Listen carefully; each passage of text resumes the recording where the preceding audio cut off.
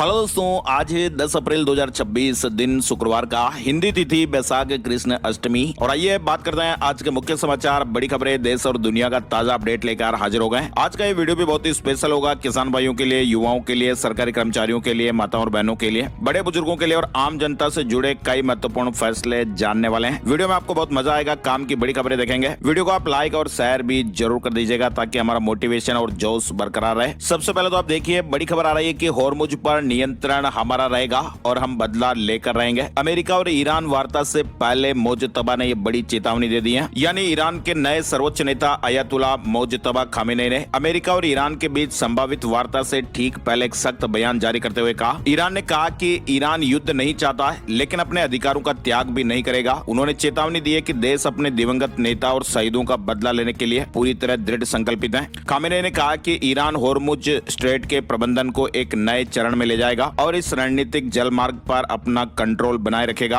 उन्होंने जोर देकर यह कहा कि होर्मुज को बंद करने का लीवर इस्तेमाल होता रहेगा जिससे दुश्मन पर दबाव बनाया जा सके। और इधर ईरान के विदेश मंत्री अब्बास अरागची ने कहा कि लेबनान में युद्ध का अंत अमेरिका के साथ हुए सीज फायर समझौते का हिस्सा है। उन्होंने ट्विटर पर एक पोस्ट में कहा कि पूरी दुनिया लेबनान में हो रहे नए संहार को देख रही है और अब गेंद अमेरिका के पाले में है। सीज फायर चाहिए या फिर युद्ध, ये अमेरिका के हाथ में फैसला है। लेबनान पर ईरान एक बार फिर भड़क गया है। यानी हुआ क्या दोस्तों कि सीज फायर के ऐलान हो जाने के बाद भी इजराइल के लेबनान पर हमले अभी भी जारी हैं। ईरान के विदेश मंत्री सैयद अब्बास अरागची ने सोशल मीडिया प्लेटफॉर्म पर कहा कि ईरान अमेरिका सीज फायर की शर्तें बिल्कुल साफ हैं। अमेरिका को एक विकल्प चुनना है, या तो सीज फायर चुने या फिर युद्ध। कुल मिलाकर तनाव दोस्तों अभी भी बना हुआ है। और इसी बीच एक बड़ी खबर यह आ रही कि चीन के नास्त्रेदमस कहे जाने वाले जियांग ज्यूकिन ने एक बड़ी भविष्यवाणी की है। उनका कहना कि भाई अमेरिका और ईरान के बीच युद्ध अमेरिका के लिए भारी साबित हो सकता है। और उन्होंने ये भी दावा किया कि जमीन पर सेना उतारने की स्थिति में लंबी लड़ाई खींच सकती है। चीन का नास्त्रेदमस इन्हें कहा जाता है। दरअसल आपको बताएं, उन्होंने कुछ साल पहले 3 बड़ी भविष्यवाणियां की थी जिनमें से 2 बिल्कुल सही साबित हुई थी। और उनकी सटीक भविष्यवाणियों के कारण ही उन्हें अक्सर चीन का नास्त्रेदमस कहा जाता है। तो अमेरिका को बहुत भारी पड़ सकती है ईरान के साथ ये जंग अगर अमेरिका जमीन पर सेना उतार देता है। और इधर देखिए, आप होर्मुज नहीं खोला तो बड़ा हमला करेंगे। सीज फायर की मीटिंग से पहले डोनाल्ड ट्रंप ने ईरान को एक बार फिर चेतावनी दी है। डोनाल्ड ट्रंप ने कहा कि अगर सीज फायर का पालन नहीं किया जाता है तो ईरान पर पहले से बड़ा हमला किया जाएगा। अमेरिकी सैनिक इसके लिए तैयार हैं। यानी दोस्तों सीज फायर हो गया, इसके बावजूद भी जो तनाव की स्थितियां वो भी बरकरार हैं। सीज फायर हो जाने के बाद भी होर्मुज स्ट्रेट अभी ब्लॉक है और लेबनान को लेकर अभी ये तनाव और बढ़ा हुआ है। ईरान ने लेबनान पर हमले की स्थिति में अमेरिका से समझौता नहीं करने की घोषणा भी की है और इसी वजह से होर्मुज स्ट्रेट को अभी तक खोला नहीं गया है। ईरान कह रहा है कि भाई हमारी जो शर्तें हैं उसमें लेबनान भी शामिल है। तो आखिर इस लेबनान में ऐसा क्या है, आपको भी 2 बातें बताते हैं। आखिर लेबनान पर इजराइल की ओर से क्यों बमबारियां की जा रही हैं और लेबनान के लिए यूएस से भी भिड़ने को तैयार ईरान आखिर क्यों है। दरअसल दोस्तों आपको बताएं, लेबनान जो है ना वो इजराइल का एक पड़ोसी मुल्क है और इजराइल में एंट्री के लिए लेबनान जरूरी है। और इस वक्त लेबनान में अप्रत्यक्ष तौर पर हिजबुल्लाह का शासन है जिसे ईरान का करीबी माना जाता है और लेबनान की अधिकांश आबादी शिया है। और दरअसल हुआ क्या कि ईरान जंग में हिजबुल्लाह ने ईरान का खुलकर समर्थन किया था और अगर अब ऐसी स्थितियों में ईरान अब हिजबुल्लाह के समर्थन में नहीं आता ना तो फिर आने वाले वक्त में हिजबुल्लाह खुद को ठगा हुआ महसूस करेगा। और लेबनान को अगर ईरान वैसे ही अभी छोड़ देता है तो इजराइल का मैप मिडिल ईस्ट में बड़ा हो सकता है। पहले ही इजराइल ने सीरिया, गाजा की जमीनों को अपने कब्जे में ले लिया है। ईरान इसी का विरोध शुरू से करता आ रहा है। ईरान को लगता है कि सीज फायर के नाम पर अमेरिका इस युद्ध से बाहर निकलना चाहता है और उसे इजराइल के साथ जंग में फंसा देना चाहता है। ये ईरान के लिए सही नहीं है। ईरान पूरे मिडिल ईस्ट में शांति चाहता है जिसकी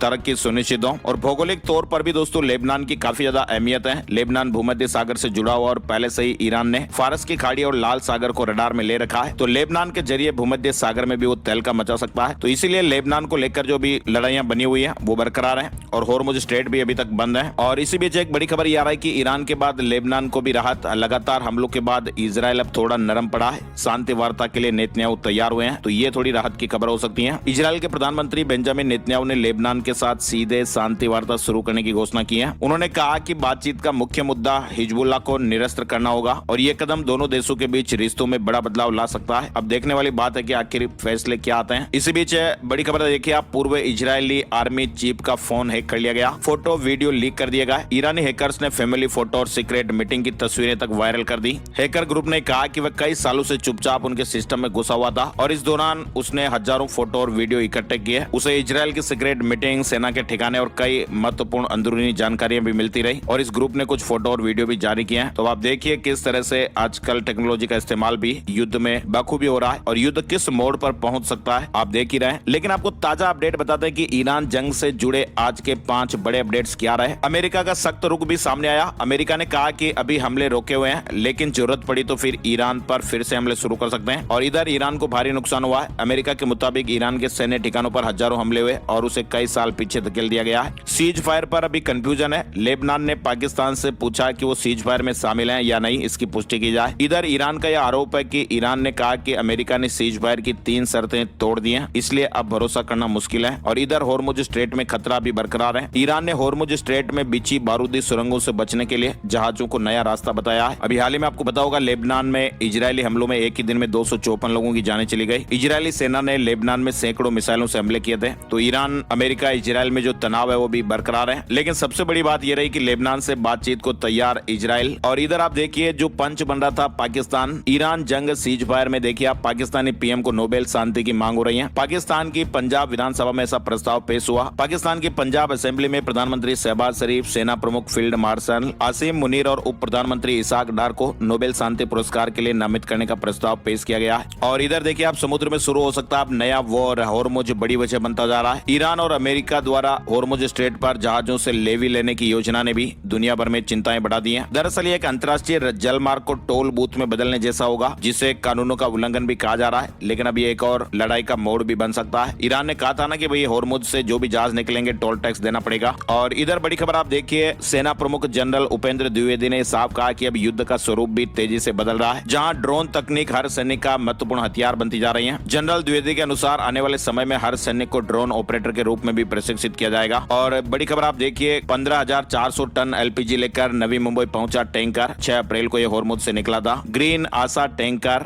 नवी मुंबई पहुंच गया है जो एलपीजी लेकर आया है। और इधर बड़ी खबर देखिए लगातार हम आपको अपडेट्स बताते हैं, लेकिन फिर भी किस तरह से पढ़े लिखे लोग भी इन ठगी करने वाले लोगों के चंगुल में फंस जाते हैं। एक डॉक्टर साहब है पुणे से, जिन्होंने 12 करोड़ 31 लाख रुपए गवा दिए। 11 दिनों में पैसा डबल करने का जायजा दिया गया था और पुणे में ठगों के फर्जी ट्रेडिंग ऐप के चक्कर में डॉक्टर साहब फंस गए और 12 करोड़ रुपए से ज्यादा की ठगी हो गई। तो महाराष्ट्र के पुणे से ये साइबर ठगी का एक बड़ा मामला सामने आया। एक 75 साल के बुजुर्ग डॉक्टर के साथ साइबर ठगों ने 12 करोड़ से ज्यादा की ठगी की है। चलिए आगे बढ़ते हैं। बड़ी खबर चुनाव से जुड़ा बड़ा अपडेट आपको दिखाते हैं। देश के 2 राज्यों असम, केरल और केंद्र शासित प्रदेश पांडिचेरी में गुरुवार 9 अप्रैल को विधानसभा चुनाव के लिए शाम 6 बजे तक वोटिंग हुई। चुनाव आयोग के अनुसार रात 11:30 बजे तक के आंकड़ों में असम में 85.89% मतदान हुआ है। असम के इतिहास में सबसे ज्यादा वोटिंग का आंकड़ा रहा। केरल में पिछले 49 सालों में दूसरी सबसे ज्यादा वोटिंग हुई और यहाँ 78.27% वोट डाले गए। 1977 में यह रिकॉर्ड 79.2% मतदान हुआ था और वहीं पांडिचेरी में 89.87% मतदान हुआ। आईपीएल को लेकर अपडेट आप देखिए। लखनऊ सुपर जायंट्स ने आईपीएल 2026 में लगातार दूसरी जीत हासिल कर ली है। टीम ने गुरुवार को कोलकाता नाइट राइडर्स को 3 विकेट से हराया। एयर इंडिया फ्लाइट का इंजन बंद हो गया। पायलट का इमरजेंसी कॉल हुआ। ये फ्लाइट मुंबई से बेंगलुरु जा रही थी। मुंबई से बेंगलुरु जा रही एयर इंडिया की फ्लाइट AI 2812 गुरुवार को उड़ान भरने के करीब 20 मिनट बाद वापस मुंबई एयरपोर्ट लौट आई। अधिकारियों ने बताया कि हवा में एक इंजन बंद होने पर पायलट ने रेडियो पर पेन कॉल दी थी, जिसके बाद फ्लाइट को प्राथमिकता के आधार पर सुरक्षित लैंड कराया गया। सुप्रीम कोर्ट ने कहा कि मंदिरों में एंट्री रोकने से समाज बटेगा, इससे हिंदू धर्म को नुकसान है। केंद्र ने कहा कि धार्मिक मामलों में अदालतों का दखल ठीक नहीं। महिला आरक्षण संशोधन ड्राफ्ट को केंद्र की मंजूरी मिल गई है और इसी महीने पारित होने की संभावना है। पीएम मोदी ने कहा कि ये भारत की करोड़ों महिलाओं की उम्मीदों की झलक है। मुंबई एयरपोर्ट के टर्मिनल 1 में आग लगने की घटना सामने आई है। रनवे एरिया से धुआं उठा था। गेट बंद किए गए, कुछ उड़ानें भी रोक दी गई। गुरुवार शाम को आग लगने की घटना हुई। भारत से पहली बार क्रॉस बॉर्डर रोबोटिक सर्जरी भी की गई। पश्चिम एशिया में जंग के बीच कोकिलाबेन हॉस्पिटल ने मुंबई से मस्कट में एक महिला की किडनी का ऑपरेशन किया। मुंबई के कोकिलाबेन धीरूभाई अंबानी हॉस्पिटल ने वर्ल्ड हेल्थ डे 2026 पर यह बड़ी उपलब्धि हासिल की थी।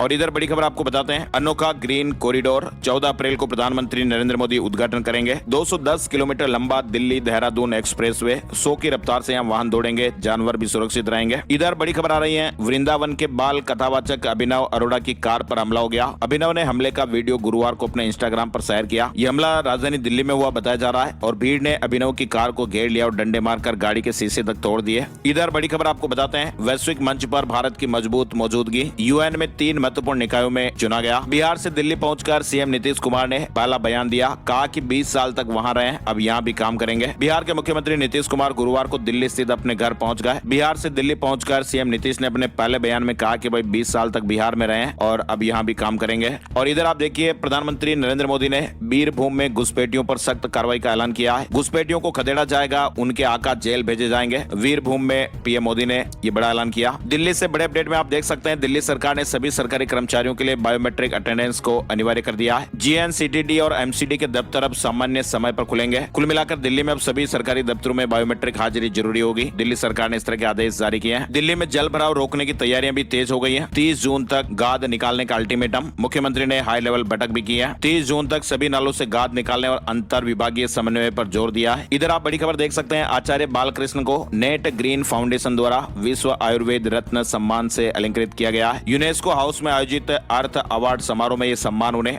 आयुर्वेद को वैश्विक पहचान दिलाने और भारतीय ज्ञान परंपरा के संरक्षण हेतु प्रदान किया गया। उन्होंने इसे मानवता के समग्र स्वास्थ्य और सर्वे भवन्तु सुखिनः के सिद्धांत को समर्पित किया। आचार्य बालकृष्ण को विश्व आयुर्वेद रत्न सम्मान दिया गया है। और इधर बड़ी खबर आप देखिए, अगर आपकी पुरानी कंपनी का पीएफ पैसा सालों से फंसा हुआ ना, तो अब आपको घबराने की जरूरत नहीं है। ईपीएफओ के नए नियम के तहत अब बिना किसी कागजी कार्रवाई और बिना कोई फॉर्म भरे आपका जो रुका हुआ पैसा है ना, वो सीधे ही आधार से लिंक बैंक खाते में भेज दिया जाएगा। बस आपकी केवाईसी अपडेट होनी चाहिए। नितिन गडकरी ने बड़ा ऐलान किया है, अगले 7 साल में भारत बनेगा दुनिया का नंबर 1 ऑटो मार्केट। और इधर आप देख सकते हैं, धुरंधर 2 लगातार अच्छा प्रदर्शन कर रही है। 22 दिनों में वर्ल्ड वाइड 1650 करोड़ रुपए के पार हो गई धुरंधर 2। और गूगल पे से जुड़ा अपडेट भी देख सकते हैं, बिना बैंक खाते के भी बच्चे कर पाएंगे यूपीआई पेमेंट। गूगल पे कमाल का पॉकेट मनी फीचर लेकर आया है। इंस्टाग्राम ने भी बड़ा फैसला लिया है, टॉप 10 में 7 ओबीसी कैंडिडेट हैं। मध्य प्रदेश पुलिस कांस्टेबल भर्ती परीक्षा 2025 का फाइनल रिजल्ट गुरुवार को कर्मचारी चयन बोर्ड ने जारी कर दिया है। रिजल्ट में इस बार ओबीसी वर्ग का दबदबा देखने को मिला। 68 सरकारी कॉलेजों में एआई और फिनटेक कोर्स शुरू, मध्य प्रदेश के इंस्टीट्यूट को आईआईटी का साथ मिलेगा। इधर बड़ी खबर आप देखिए, भोपाल में घरेलू सिलेंडर में भरी जाने वाली एलपीजी को लेकर बड़ी गड़बड़ी पकड़ी गई है। एक एजेंसी के ट्रक में रखे हुए कुल 342 गैस सिलेंडरों की जब जांच की गई ना, तो उनमें से 27 में 1 से 2.5 किलो तक गैस कम निकली। 27 सिलेंडर में गैस कम पाई गई। अब मामले की जांच हो रही है। नर्सिंग फर्जीवाड़ा से जुड़ी खबर है, 30,000 छात्रों के रिजल्ट पर रोक लग गई है। मध्य प्रदेश के बहुचर्चित नर्सिंग घोटाले से जुड़ा अपडेट आ रहा है। फिलहाल कोर्ट ने मामले की अगली सुनवाई 24 अप्रैल नियत की है। ग्वालियर हाईकोर्ट ने बीमा कंपनी की दलीलें खारिज कर दी है। दतिया में बस हादसे में यूट्यूब वीडियो को अस्वीकार किया गया और पीड़ितों को मुआवजा देने के आदेश दिए गए। ग्वालियर हाईकोर्ट ने दतिया बस हादसे से जुड़े मामले में बीमा कंपनी की कार्य प्रणाली पर सख्त टिप्पणी की और पीड़ित पक्ष को मुआवजा देने के आदेश दिए गए। यूट्यूब वीडियो और गवाह को कोर्ट ने खारिज कर दिया है। मध्य प्रदेश से एक और बड़ी खबर आप देखिए, ग्रामीण क्षेत्रों में विकसित हो रही अवैध कॉलोनियों को बनने से रोकने के लिए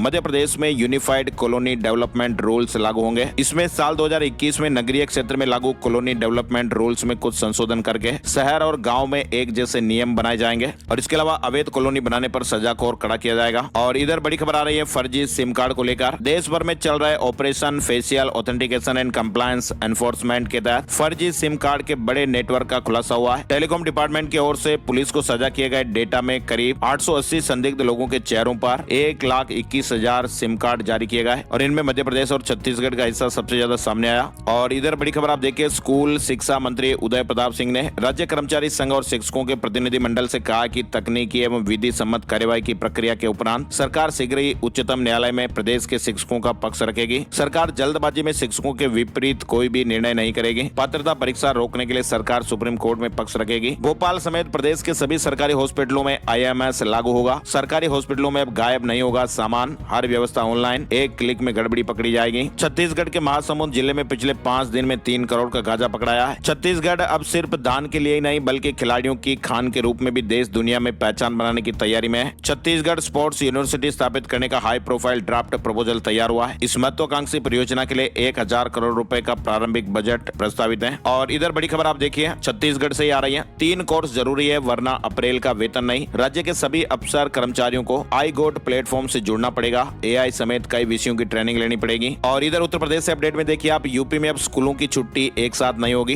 ट्रैफिक जाम से निजात के लिए 20 शहरों में नई गाइडलाइन। उत्तर प्रदेश में ट्रैफिक जाम की समस्या से निपटने के लिए सरकार ने बड़ा कदम उठाया है। यानी अब स्कूल, कॉलेज और दफ्तरों की छुट्टी एक साथ नहीं होगी बल्कि 15 मिनट के अंतराल के समय तय किए जाएंगे। और ऐसे में लखनऊ समेत 20 शहरों में जाम से राहत मिलने की उम्मीद रहेगी। उत्तर प्रदेश में भी ओपीएस समेत अन्य लंबित मांगों को लेकर कर्मचारी संगठन एकजुट हुए हैं। सरकार को अल्टीमेटम भी दिया है। इधर गोरखपुर में एक बिरयानी में कॉकरोच निकल गया। बर्थडे पार्टी मनाने फैमिली पहुंची थी। जांच के बाद रेस्टोरेंट बंद कर दिया गया। उत्तर प्रदेश में शिक्षा मित्र और अनुदेशकों की सैलरी बढ़ाने के आदेश जारी हो गए। 1 अप्रैल से लागू होंगे। 1,67,000 कर्मचारियों को फायदा मिलेगा। इधर लखनऊ में आवासीय सुविधाओं को बढ़ाने के लिए एलडीए जल्द एक बड़ी योजना लॉन्च करने जा रहा है। पहले चरण में करीब 2100 भूखंडों के लिए रजिस्ट्रेशन खोला जाएगा। करीब 1300 किसानों से 330 हेक्टेयर से ज्यादा जमीन खरीदी जा चुकी है। इधर बड़ी खबर आप देखिए, उत्तर प्रदेश कानपुर में HSP के बिना वाहनों का प्रदूषण प्रमाण पत्र नहीं बनेगा। कानपुर में 15 अप्रैल से नया नियम लागू होने वाला है, यानी कानपुर जिले में 15 अप्रैल से बिना हाई सिक्योरिटी रजिस्ट्रेशन प्लेट वाले वाहनों का PUC सर्टिफिकेट नहीं बनाया जाएगा। 11 अप्रैल को लखनऊ आएंगे रक्षा मंत्री राजनाथ सिंह। 3 दिवसीय दौरे के दौरान जनसंवाद, सम्मान समारोह और खेल महाकुंभ में शामिल होंगे। इधर बड़ी खबर, गाजियाबाद के मसूरी थाना पुलिस और STF आगरा की संयुक्त टीम ने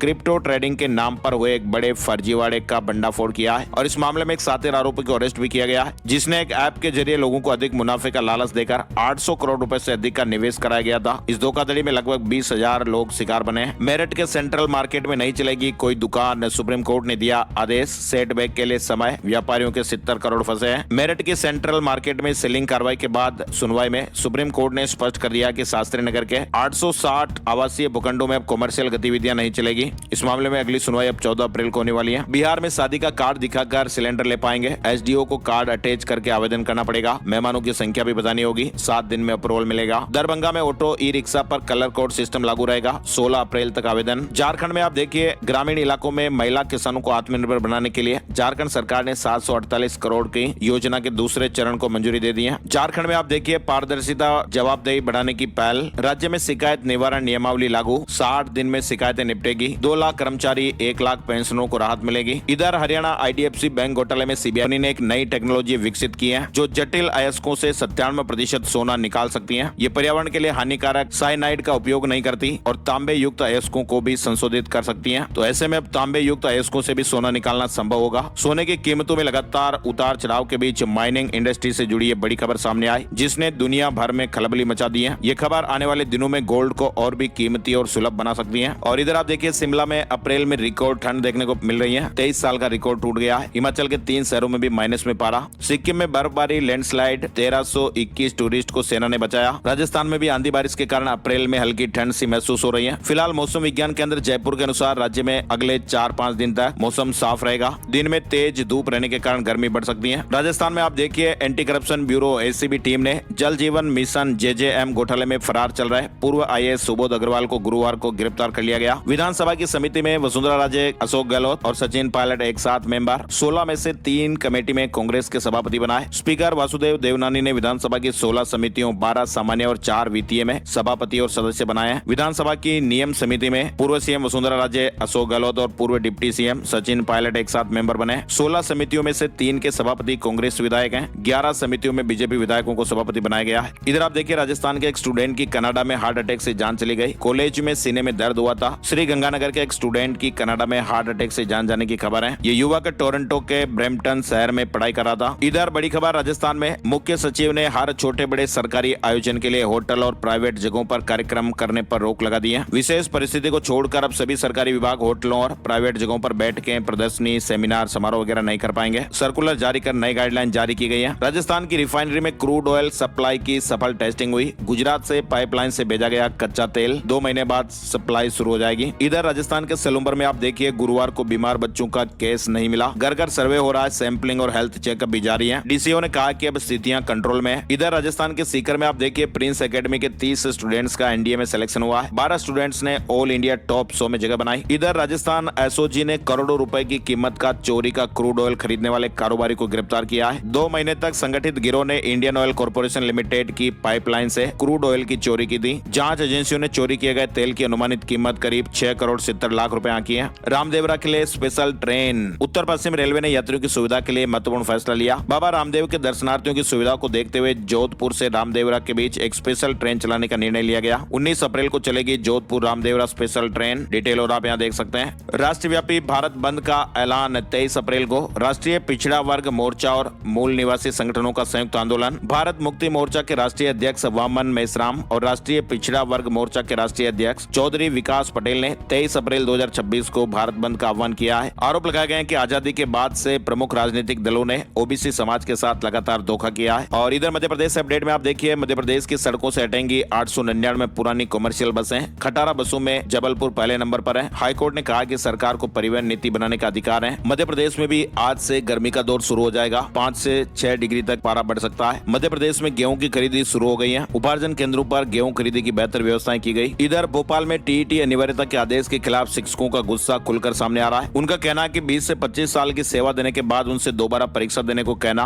उनके अनुभव और सम्मान पर सवाल उठाने जैसा है। जल्दी निर्णय नहीं लिया गया तो उग्र आंदोलन की चेतावनी दी गई। इधर कुंभ वायरल गर्ल नाबालिग निकली, फरमान पर पोस्को में एफआईआर दर्ज हो गई है। अनुसूचित जनजाति आयोग की जांच में ये बड़ा खुलासा हुआ। एमपी केरलम के डीजीपी दिल्ली तलब हुए हैं। कुंभ वायरल गर्ल की शादी के मामले में राष्ट्रीय अनुसूचित जनजाति आयोग एनसीएसटी की जांच में ये बड़ा खुलासा हुआ है। बताया जा रहा है कि लड़की को बालिग बताकर शादी कराई गई थी, लेकिन वह नाबालिग है और रिकॉर्ड के अनुसार शादी के समय लड़की की उम्र मात्र 16 साल 2 महीने थी। मध्य प्रदेश के महेश्वर थाना में आरोपी फरमान के खिलाफ पॉक्सो एक्ट और एट्रोसिटी एक्ट के तहत एफआईआर दर्ज की गई है। और इधर बड़ी खबर आप देखिए, प्रशासनिक फेरबदल। मध्य प्रदेश में 26 आईएएस के तबादले हुए हैं, 14 कलेक्टर बदले गए। मध्य प्रदेश पुलिस आरक्षक भर्ती रिजल्ट घोषित हो गया। 20 अप्रैल से शुरू हो रही चारधाम यात्रा 2026 को लेकर मुख्यमंत्री पुष्कर सिंह धामी ने सचिवालय में हाई लेवल बैठक कर तैयारियों की समीक्षा की। बैठक में देश विदेश से आने वाले श्रद्धालुओं की सुविधा, सुरक्षा और व्यवस्थाओं को लेकर विस्तृत चर्चा हुई और कई बड़े फैसले भी लिए गए। इस बार सबसे बड़ा अपडेट ये भी आ रहा है, यात्रा के शुरुआती 1 महीने में वीआईपी लोगों से दर्शन के लिए न आने की अपील की गई है। सरकार ने माना कि भाई शुरुआती दिनों में भारी भीड़ रहती है और ऐसे में वीआईपी मूवमेंट से व्यवस्थाओं पर एक्स्ट्रा दबाव पड़ता है और इसके साथ ही सरकार ने श्रद्धालुओं की संख्या पर लगी बाध्यता भी खत्म कर दी है।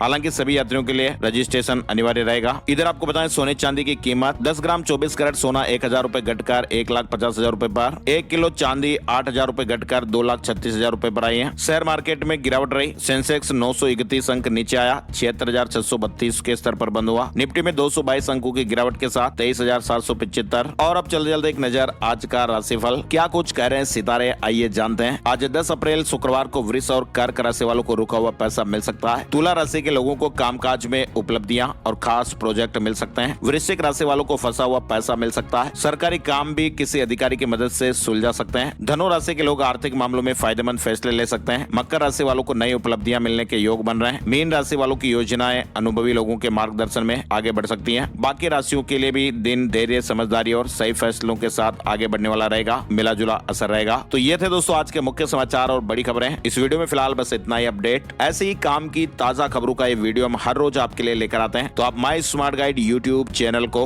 अभी के भी लाल वाला सब्सक्राइब बटन दबाकर सब्सक्राइब कर लीजिए और नोटिफिकेशन जो घंटी वाला आइकन है ना, उसे भी जरूर दबाइए ताकि नया वीडियो आता है आपको मोबाइल पर ट्रिंग घंटी वाला आइकन जरूर दबाना है। नए वीडियो के अपडेट्स मिलते रहेंगे। वीडियो पूरा देखा इसके लिए आपका दिल से बहुत बहुत बहुत शुक्रिया और धन्यवाद। नए वीडियो में फिर मिलते हैं। जय हिंद।